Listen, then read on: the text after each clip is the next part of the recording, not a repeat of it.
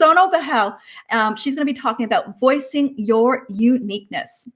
Sonal is an experienced HR director and a career strategist living in Belgium. Originally from India, she has lived and worked in India.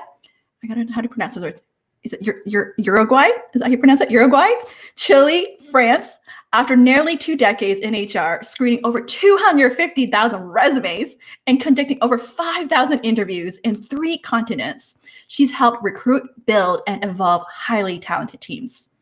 She has experience working with large companies like GE and PwC, mid-sized family-owned firms, and startups. Sonal helps people by offering authentic advice on how they can have a career they actually love.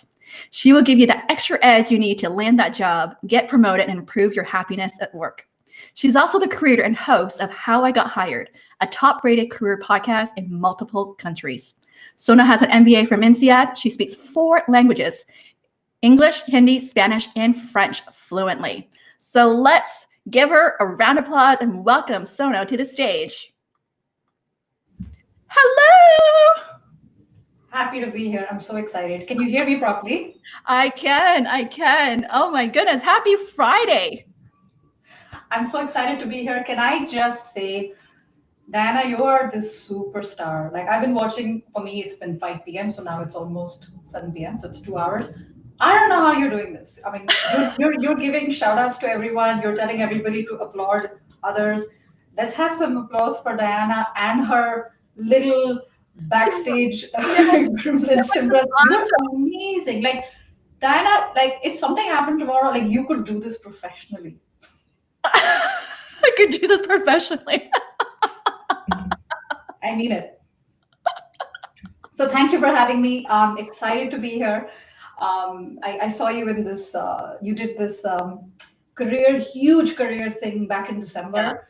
Yeah. And I sent you a connection request. It never happened. You were flooded because you were also on Andrew Siemens' LinkedIn Live. And I never heard back. So this is a very interesting lesson for us because we don't hear back. We're like, oh, she's too important. Like, she's too No, it's not. And I followed up. I'm so glad I followed up because if I hadn't followed up, I wouldn't be sitting here today.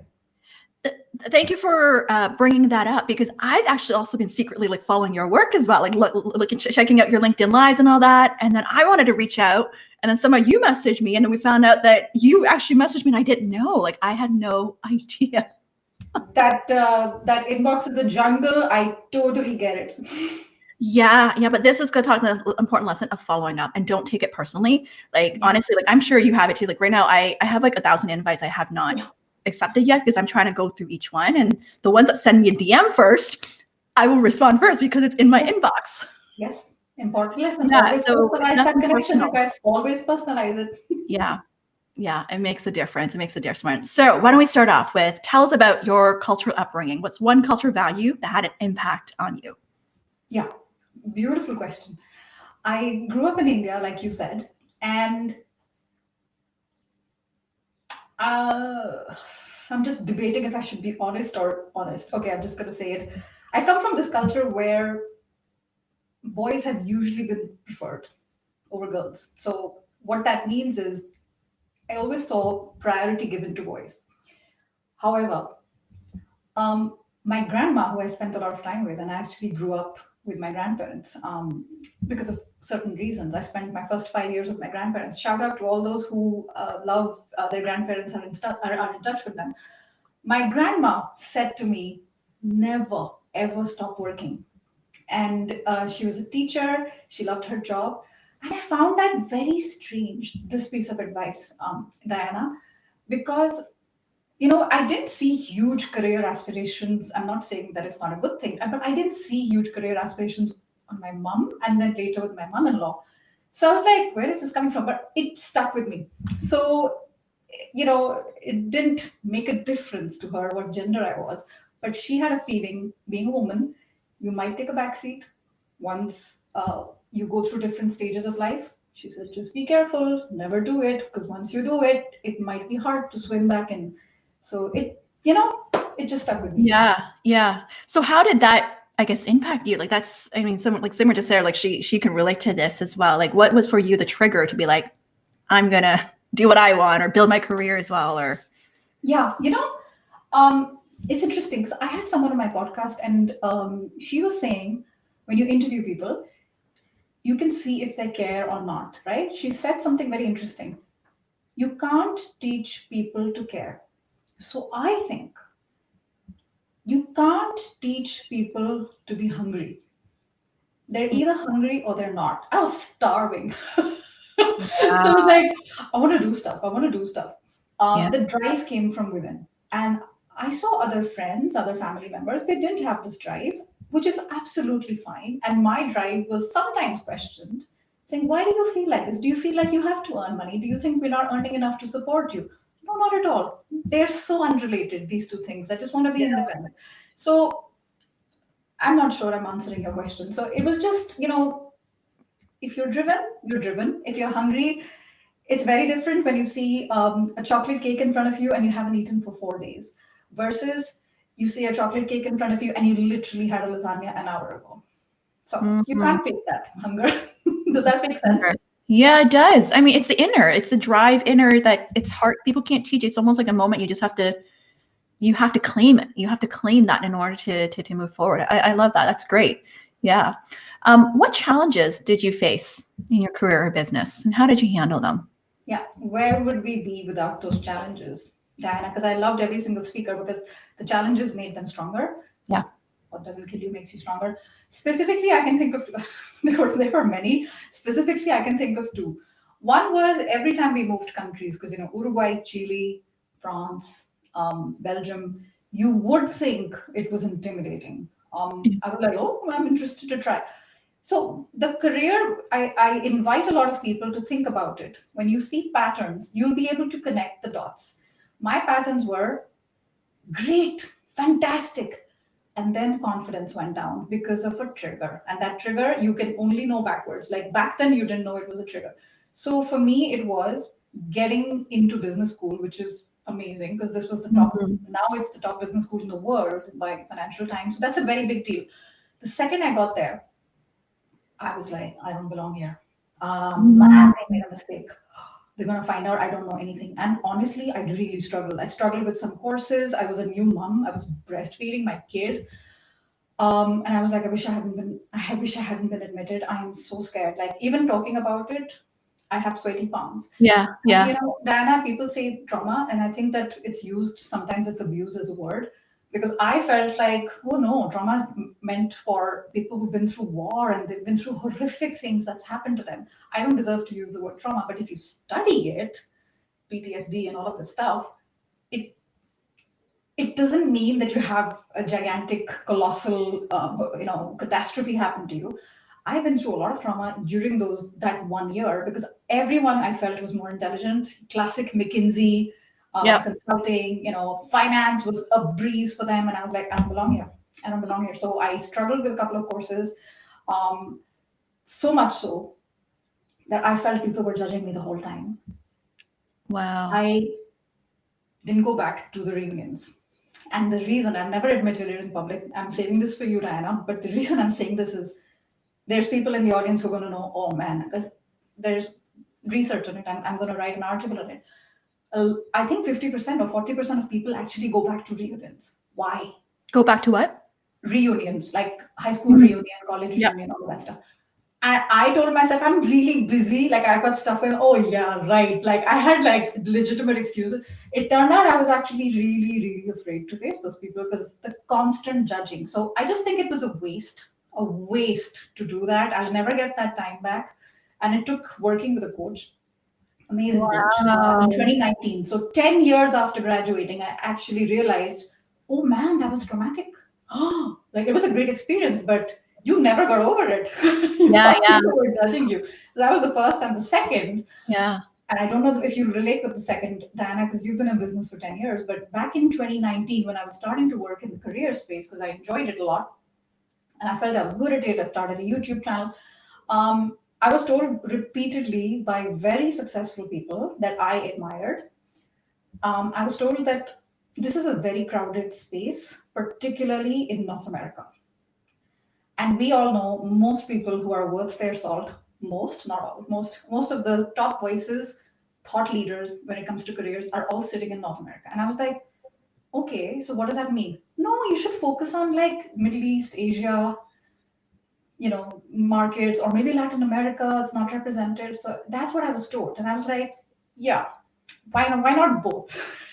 No, Yeah. it's completely saturated.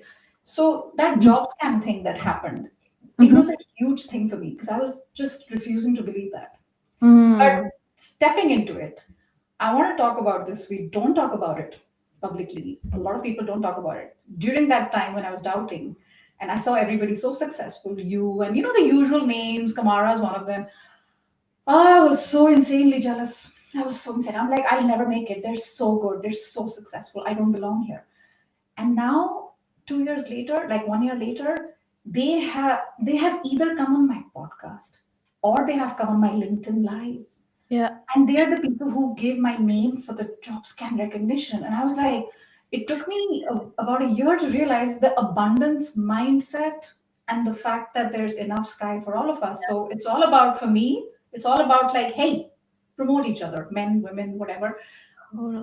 because it's going to be okay. So for me, going through that horrible bitterness and the negativity, and I was like, okay, what am I going to do? I can either complain, which I was very good at, by the way.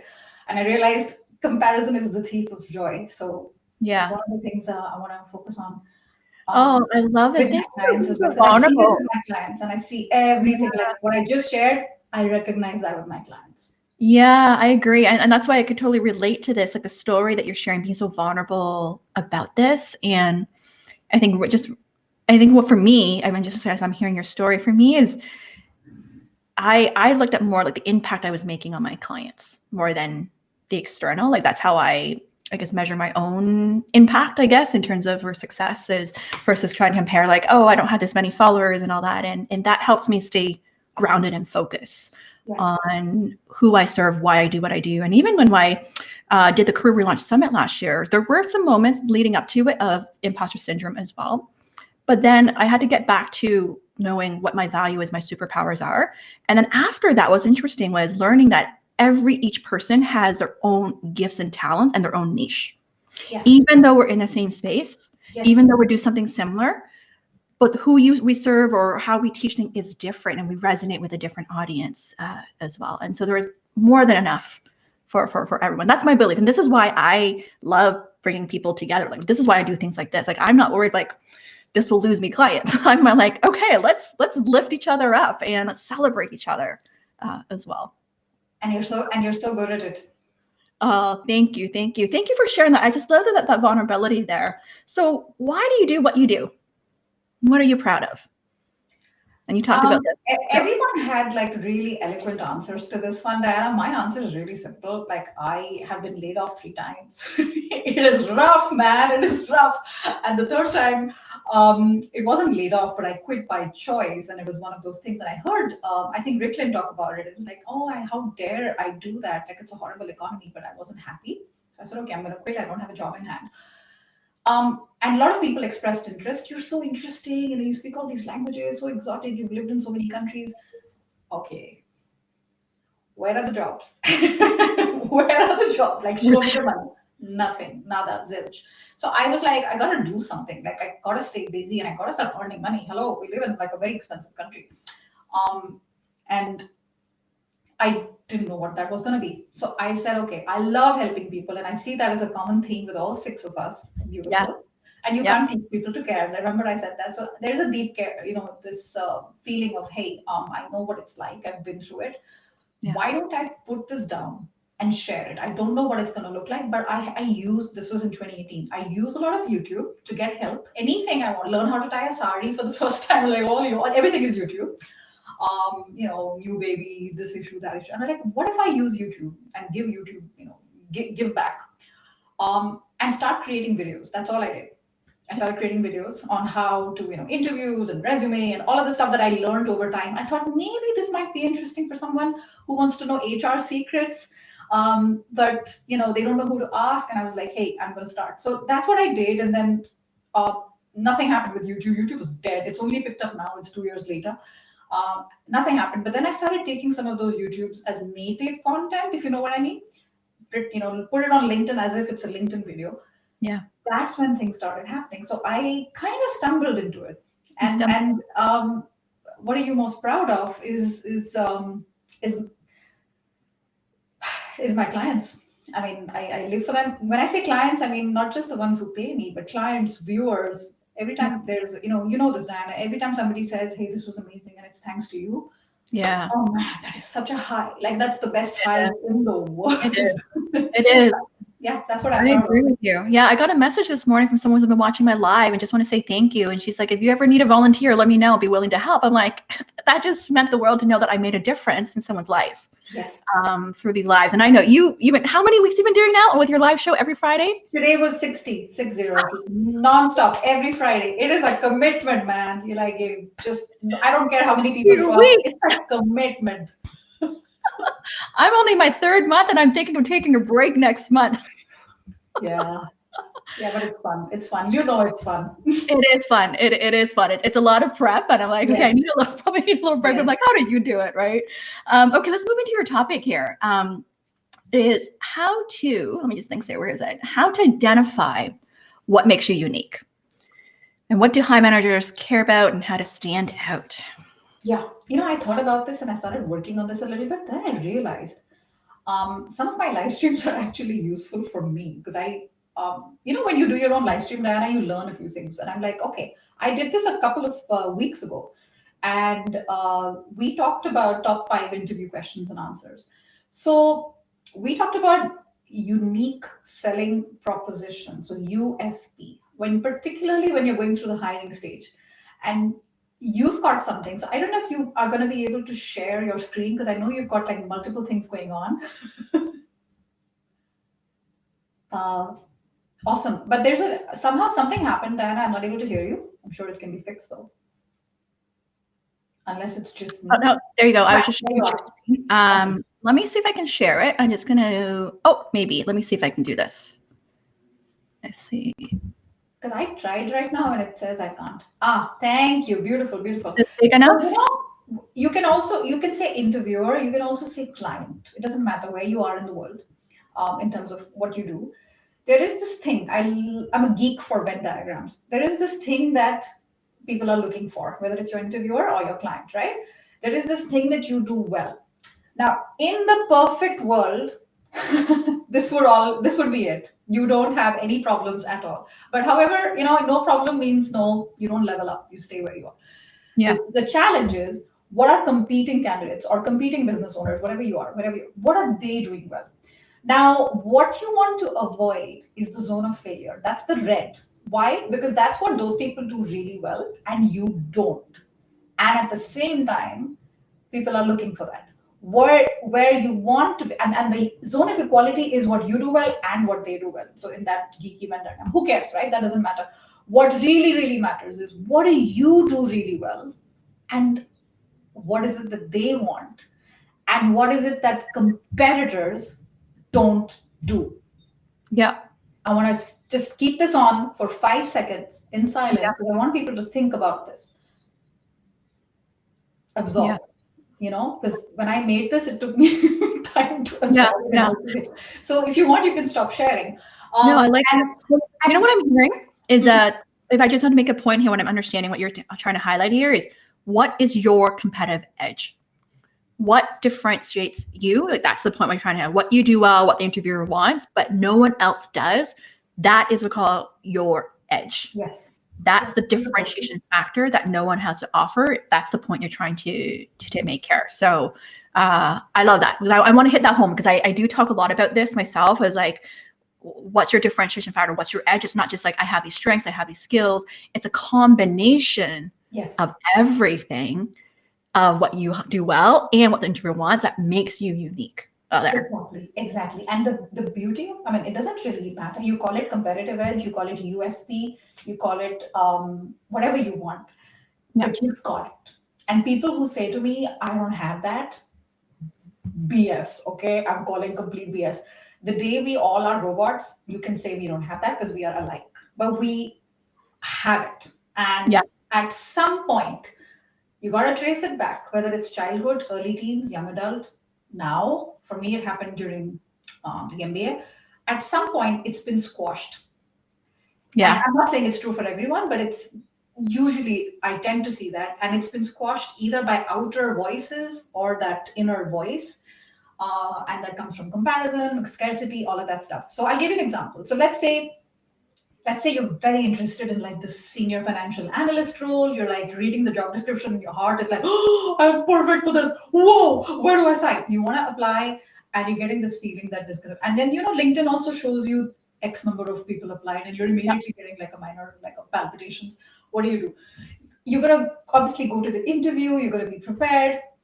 There's something you have that others don't. So let's say you have exactly what they need when it comes to financial analysis, but so does everyone else. However, maybe you were an engineer. So you're very good at analytical and you combine that with financial knowledge, hardcore hard skills, the technical things that others don't. Or you're very good at financial analysis, just like everyone else, and you're a very good writer. What does that Mm. mean? You can actually synthesize complicated information and make it easy to digest with the power of words that you use. So think about it because you have it. Work this. I don't mean to sound self-serving. Work with a coach if you can afford it, because the job of the coach is to extract potential that you Mhm. don't see. You've got too many blind spots. I've had two coaches last year, massive difference. If you can't afford it, not a problem. Ricklin followed Oprah. Do what you gotta do. It's gonna come. It's gonna Yeah. come with, but you don't give up on that. Yeah. Because once you identify your USP and you step into it, not like, yeah, I also happen to speak Spanish, so I see that you have no. Yeah. Your Yeah. body language, all of that stuff, you believe it, it's gonna shine through, and you're like, actually, Yeah. I think I'm perfect for this. Can I tell you why? Reason one, reason two. Yes. And you want them to listen and whoa. The business cases, right? That's facts. You're giving the facts essentially. And What when the you pilot do said. that, it's exactly what I think it was Rona. Yep. It gets easier because salary negotiation gets easier. Yes, you're When absolutely you right. love something, you know it. We've all been on Amazon and all of that stuff. We're like, oh, it costs 10 times more. But we always buy with emotion and we justify with logic. So there's emotion that You're oh, right. it's amazing. They will pay top dollar or Yeah. top Yeah. euro in my case. Right. Oh, I love that. I love that. Okay. I know. Are you okay with time? If we go a little bit longer? Yeah, you're perfect. Okay. I'm really thankful to the people. They're staying so long. I'm the Yeah. last one, so I highly do. appreciate I it. do want to ask these questions. You have really good. I'm like, I want to make sure we get through some of them. How to voice your uniqueness with confidence. And I'm coming from a standpoint where, a lot of times I hear clients say that they have this limiting belief or feeling that they can come across arrogant when they talk about themselves. Right. So how to really switch that mindset and overcome that. Yeah. I heard Jasmine talk about this in some way. The thing that I'm about to share, I don't have a geeky diagram for this, but I'm trying to imagine. You have those two arrows which are in a circle. First arrow is confidence. Second arrow, competence. So they kind of feed each other. Yeah. And Jasmine spoke about it beautifully. So I feel bad like repeating, but focus on becoming extremely good at what you do. That's my thing. If you are in the career space, geek in, just go all in. If you're in financial analysis, you should know everything about financial analysis. You should understand gap, everything that goes with it. And then, opportunities are going to come. Hey, we need someone to do that. Raise your hand. Raise your hand. Even if you don't know jack shizzle, raise your hand. You'll figure it out. But Yeah. if you don't raise your hand, opportunities don't come. And Rona said, ask for more. If you don't ask, you don't get. Yeah. Take opportunities when they come, even if they are not inviting you, you're inviting yourself. And I know you're going to talk about seat at the table. Take it. You'll figure it out. My favorite author, Marie Forleo, everything is figure outable. You'll find a way. Yes. Clouds will part open. But when you are really, really good at what you do, guess what's going to happen? You can't be ignored anymore. You can't be ignored anymore. And what is that going to give you? Confidence. So competence feeds confidence, and the confidence will actually help me to be better at my job. So I love this self-fulfilling prophecy of confidence and competence. And there's somebody who's, I don't remember who, but they've done a study on it, on how these two feed each other. So for me, that's the thing. How do you voice it? It's easier when you know you're good without, and arrogance is when you think you're the only one who's good. For me, That's so like, true. I'm the best career coach in the world. No. So the humility, you'll have it. It's not an issue, but I don't want you to worry too much about arrogance. It's other people's problem. Like, oh, Yeah. what does she think she? That's their problem. They've got trigger issues. Everything triggers them. Yeah. Leave Yeah. them. You step into Wonderful. it. They are not the people who are going to pay my bills. They're not the people who will help my parents with retirement. I got to Yeah. do it. As long as Yeah. your why, that Simon Sinek, I know it sounds a bit cheesy. As long as you're thinking, for me, the why is crystal clear. Help my family. Like for me, the why is not get a villa in the south of France, although that would be beautiful. When your why is very simple, very clear, it can make you cry. Your why can make you cry. Nothing else matters because you've got your eyes on the prize. Yeah, yeah, yeah. So I want to answer some audience questions here. I think who was the author again? Marie Forleo, is that who you Marie mentioned? Forleo, Marieforleo. She's a Yeah, badass from New Jersey, and she's got this book called Everything is figure Figure it out. Outable. I love it. I listened to it last year. I really love it. I love her videos as well. I think Anne had a question, and it was more about practicing the voicing your uniqueness. So I think if we can maybe break it down a little bit more tactical, I guess, and becoming an expert, like what are some specific things you can do to work towards that? Yeah. Um, there's a few things you can do. You can continue to ensure that you learn because when your brain is, it's like the axe, which works when you sharpen it. Just one sec, I see a child here. Not yet, poor guy. Because I had told him 7:20, which is. Almost done. Okay, we'll wrap up. Yeah, no. Honestly, this is important, Diana. Um, the learning bit, right? There's going to be learning, which is um, courses. How do I call it? Formal learning, and there's going to be informal learning. So there's 70-20-10 principle. 70% of everything we learn is actually through on the job, like actually doing your daily job, showing up to work, whether you're at home or in the office, whatever it is, and you get better at it. You're given feedback, you get better. The good thing about feedback is it's immediate.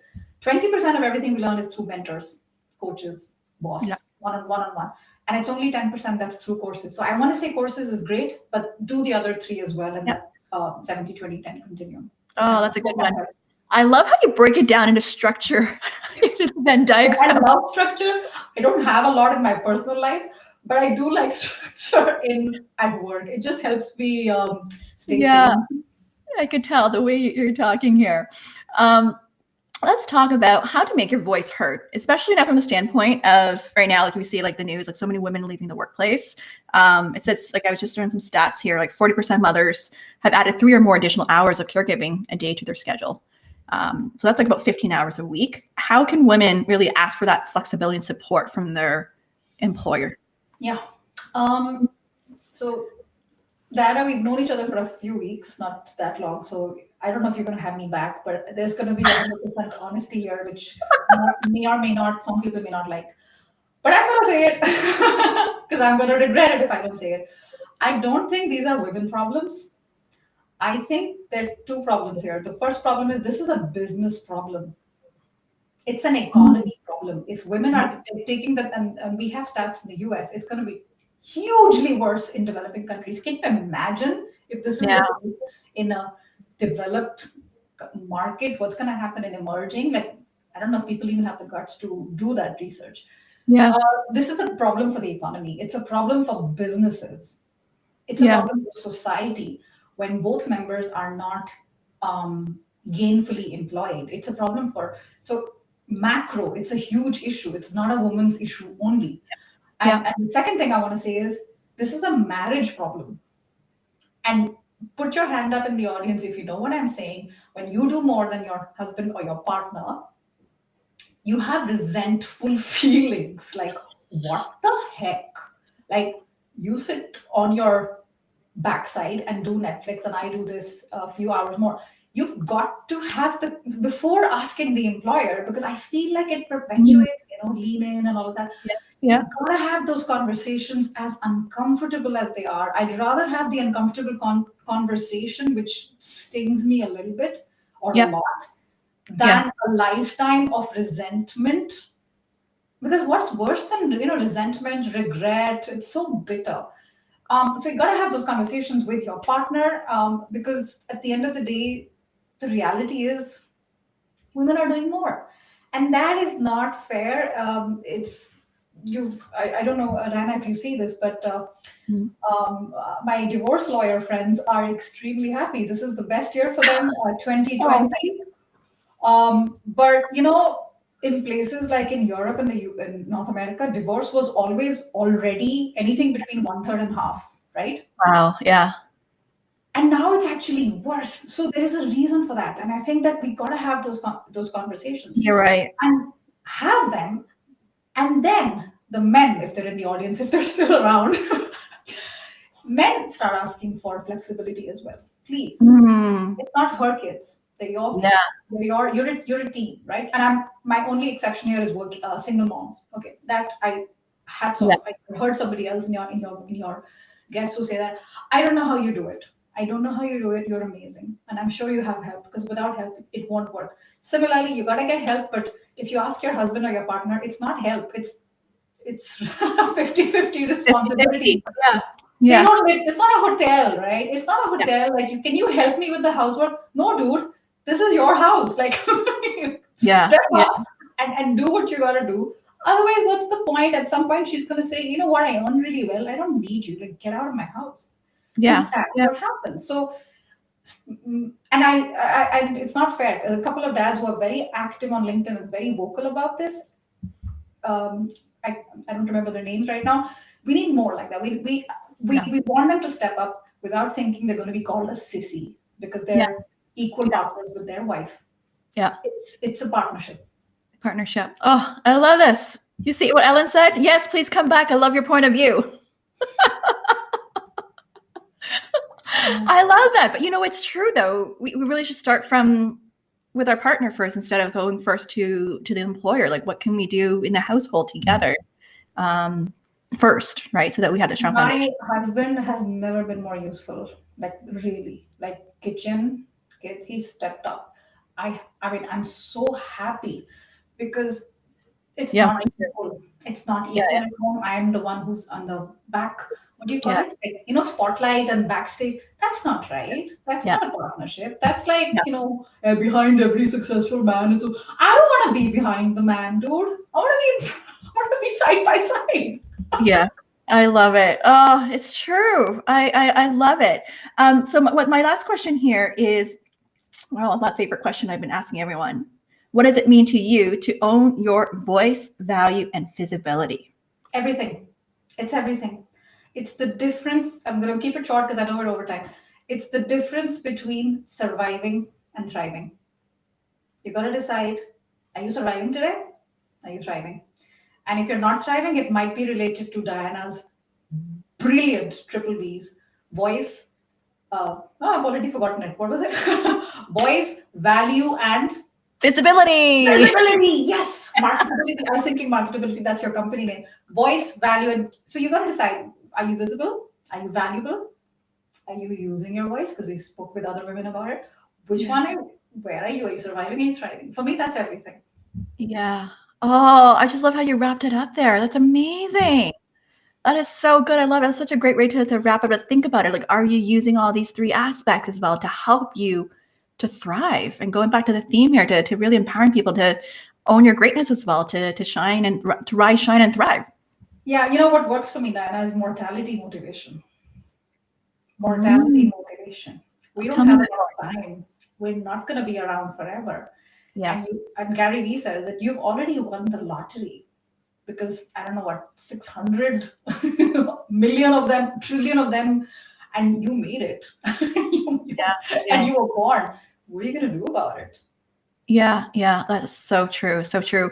Guys, you're still here with us. I wonder if you can quickly type in what is your biggest takeaway from today's event? Like, we had so many value bombs dropped here from our speakers. If you can just put in some of your key nuggets, give some kudos to our speakers. That'd be amazing as well. Sonal, where can people find you? Yeah, I'm going to answer that, but I just want to say quickly one thing, because Diana, I forgot about it. People who are still a little bit like hesitant or own your voice and all of that stuff. Yeah. I just want to say this isn't about you. It's about who you can help and what you can do. So, I doubt it when Vincent van Gogh, the famous artist, I doubt it when he started, he thought, Yeah, but Claude Monet's already done it. Like, what's the point? So comparison is a thief of joy. Please be careful. You have a duty, and Marie Forleo says that you have a duty to do what you got to do. If you don't, if Vincent van Gogh hadn't done it, I wouldn't, think about your favorite actor. If they hadn't stepped in and thought, no, but Brad Pitt's already there, what's the, like, you're robbing people of joy. So you got to do it. And I also want to say, last, I promise, one of my favorite quotes is by Bruce Lee. You've heard so much stuff today. I'm telling the audience. Absorb what's useful, reject what's useless, no problem. Add what is essentially yours. Do it. And when you do it, please, please, please stop using the word inspiration. I don't like that word because it doesn't last. It comes and it's gone. It's like taking a shower. You need to do it every day. Instead of being inspired, make a plan. Yeah.